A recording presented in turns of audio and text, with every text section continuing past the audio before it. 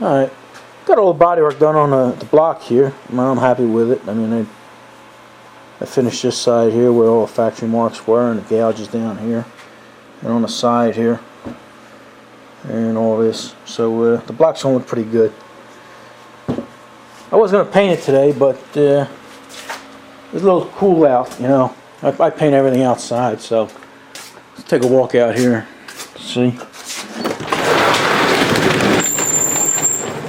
Oh, yeah, it's this our fourth nor'easter in the past 2 weeks, and it started about I guess 3 hours ago. We already got it looks like about 6 to 8 inches, and they're expecting it to be 14 to 18 in my area here. So look at it. I don't know if you can see that, but the last nor'easter took our neighbor's tree down there.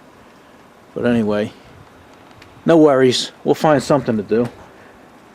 Matter of fact, the last one collapsed my pool cover. That was one of them pool covers that you drive a car on, or an elephant and everything.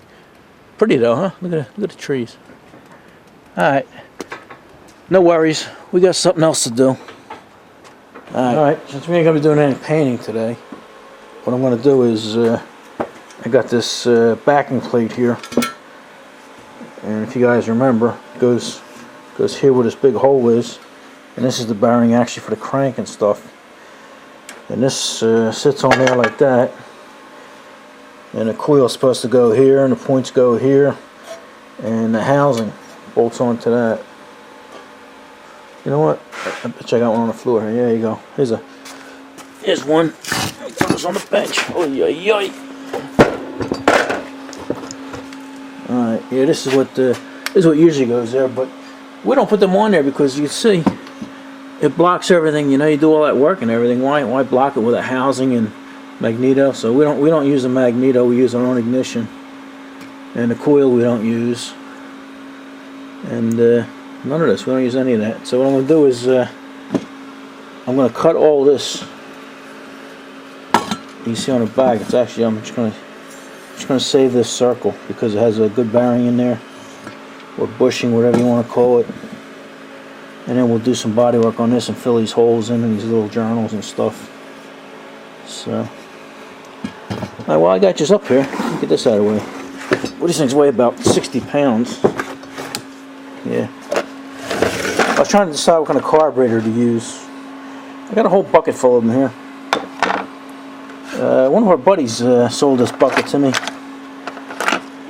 See, a carburetor like this is off a WM. This is what I was thinking about going with.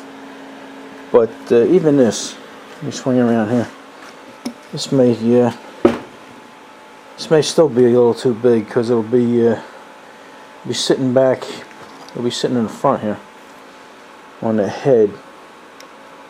So that's what I was thinking of going with.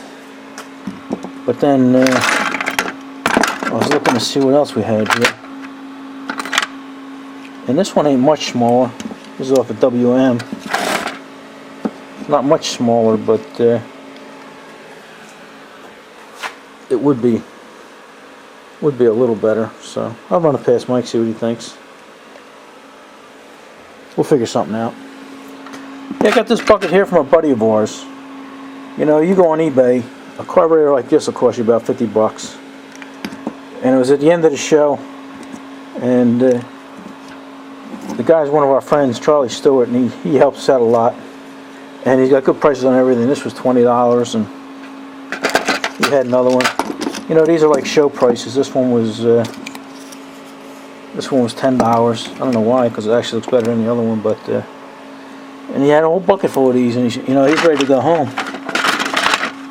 He says, he goes, make an offer on a whole bucket. So I don't even remember what I paid him for the bucket, but it was either 10 or 20 bucks. And it's stuff that we'll use.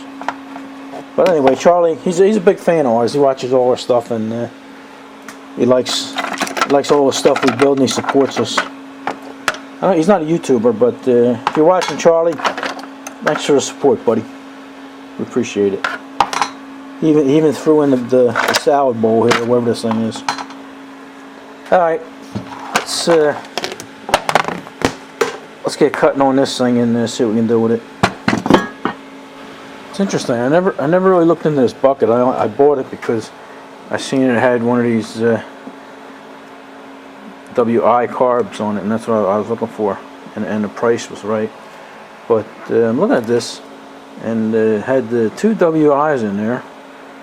This here is a WM or a WMB, fit both of them, and it looks like these are Ys, Briggs Y carburetors. I think this one might be an L. I'm not sure. It's just the casing. It's missing some stuff, but I think I might go on an L. You guys correct me if I'm wrong. And then I got a brand new oil pump here. This is for a model. It says Model N or WMI. So that's interesting. And then also had this. This is a cap to a Fordson tractor or something. And a little grease pot there. And these are points to a Y or a Z. Yeah. I think these are used. Yeah, used. Here's a brand new set. Brand spanking new. And a nice little gas bowl. Gas separator. Must have been a fall show, huh? He gave me a leaf with it. Pretty good. Okay. Yeah, I'll use most of this stuff. All right. Let's go back over to the saw. All right. I just cut this off just to get it out of the way, and throw it on the ground. All right. What I'm gonna do is just cut this with the saw, get it close, and then bring it over to the sander and make it nice and round. All right. I'll show you a little bit of this to try and stay out of your way. And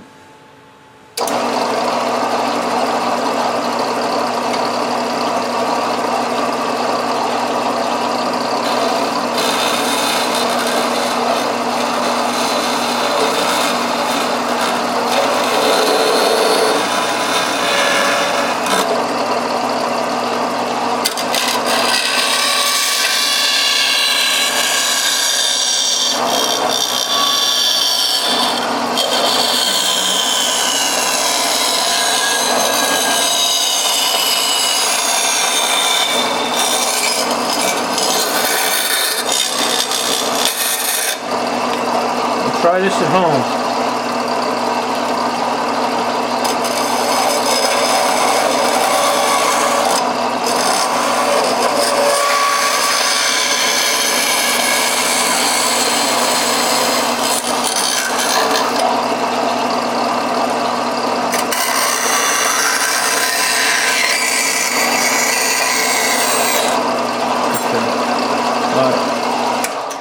Yeah, it's tough to cut because it's not flat on the bottom, you know, so you got to try and angle it just so it'll get stability. So let me play with this a little bit, and then we'll go over to the sander. All right, we brought this back over to the bench here, and I cut a lot of the excess off of there, but I'm still gonna have to cut these little knobs off here, these little standoffs, and then these little titties here.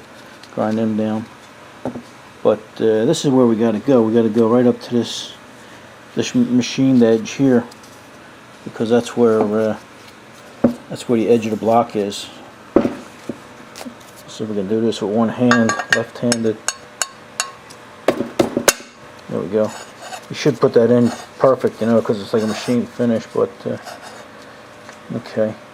Get this little knob here. I was thinking of cutting this off and filling that in with body fill and stuff like that, but it doesn't really distract from the engine, so I'll fill the hole in and leave it there.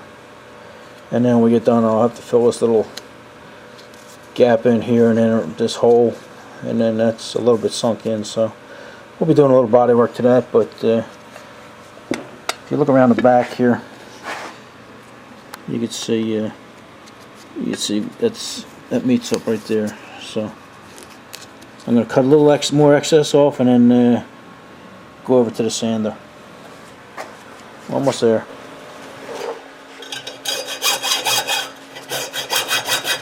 Oh! Oh!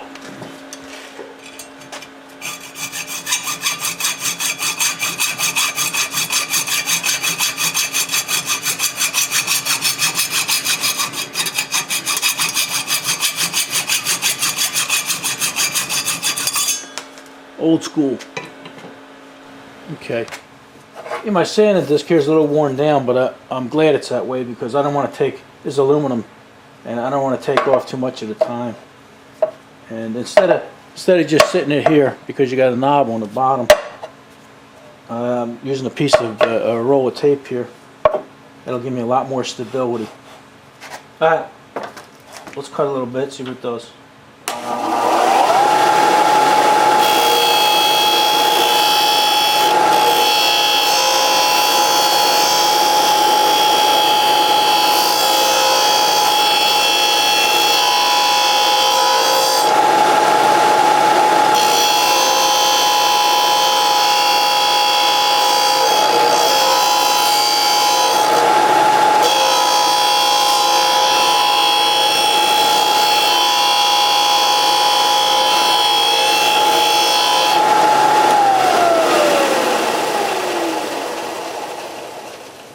Alright, that's cutting nice, I like that. Alright, let me cut most of it off. And then when I get down to the end, I might stick it there and just barely touch it. You know, I'll use that as a base. But we'll see. Alright, let me cut it down to a round.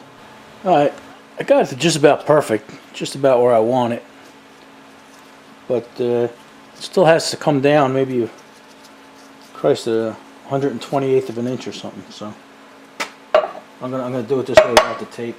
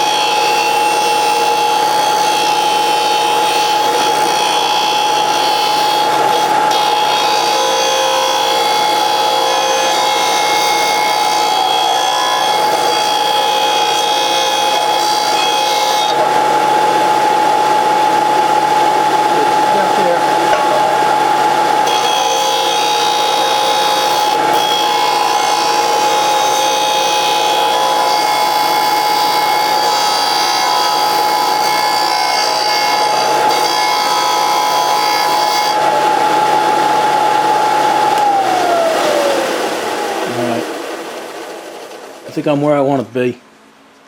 Yeah, a lot of guys are going to say, why not just stick it in a lathe? I could do that, but you know, we're not doing precision work here. You know, this is plenty precise for what I'm doing. I'm ready.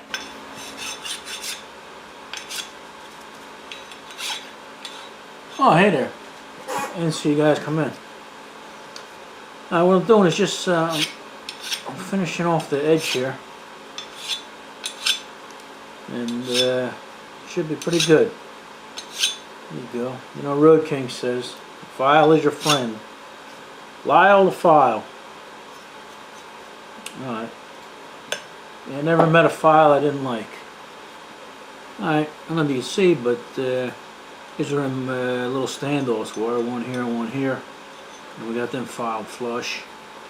And then you probably can't see it. I know there's a lot of reflection here. You might not be able to see anything, but these two titties here, they filed them down. Then what I got here is I got these two screw holes, and what I'm going to do with that is, I think they're 832. I'm probably going to get some super glue and put them on a thread here, and send this in just about till it comes out the back, and then lop that off. And then we'll do body work here. We'll cover that. We'll fill in this little groove and this little recess here, and it'll be good. Yeah, I lucked out. I wanted to stay away from this. Let me come over here. Where you guys at? I wanted to stay away from this recess here. Where's your pointer? I got it right here. You know, for the bolts, and came real close. You know, like a 1/28 of an inch on some of them. This one's pretty close too, but we're able to salvage that. So yeah, I'm real pleased with this. You know, we could have made one out of steel and put a regular Barrett in there and everything like that, but this is just so much easier and quicker. No welding, no nothing. So Alright, I guess our next move is we'll clean this out. This is aluminum. We'll clean this out, wire wheel it, and do a little body work to it, and that should be done. This video is probably getting too long, so we probably won't do it now, but we'll do that in the next one. Alright. You know what? How about we go check out, see how the snow's doing. Alright. Well, I'm going to tell you the date. It's March 21st. It's actually spring. It's not even winter. Oh boy. It's about 6:30, so it's still light out. Boy, that's pretty.